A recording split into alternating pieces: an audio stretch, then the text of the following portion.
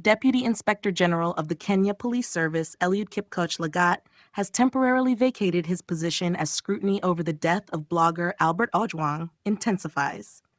Ojwang died while in police custody, shortly after being detained following a defamation complaint reportedly filed by Lagat himself. The incident has stirred national outrage and placed immense pressure on Kenya's law enforcement leadership. In a public statement issued on Monday, Lagat emphasized that stepping aside was a deliberate and thoughtful choice, rooted in both respect for the responsibilities of his office and the overwhelming public concern surrounding the case. I have today opted to step aside from the office of the Deputy Inspector General, Kenya Police Service, pending completion of investigations, Lagat declared. He stated that his deputy will take over the role during this period. Lagat also vowed full cooperation with investigators and extended condolences to Ojwang's family, describing the death as a tragic incident.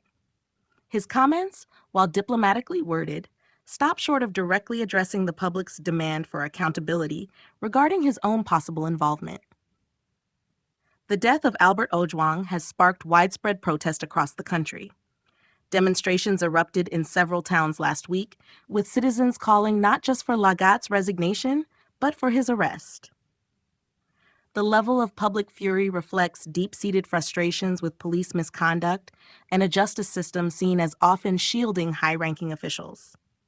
In response to the growing unrest, the Kenyan Parliament has summoned key figures, including Inspector General of Police Douglas Kanja, Director of Criminal Investigations Mohammed Amin, and Independent Policing Oversight Authority Chairperson Isaac Hassan. These developments signal a rare moment of institutional reckoning, though whether it leads to real reform remains uncertain. Meanwhile, action has already begun on the ground. Samson Talam, the officer commanding station OCS at Central Police Station, and Police Constable James Mkwana have been arrested and charged in connection with Ojwang's death.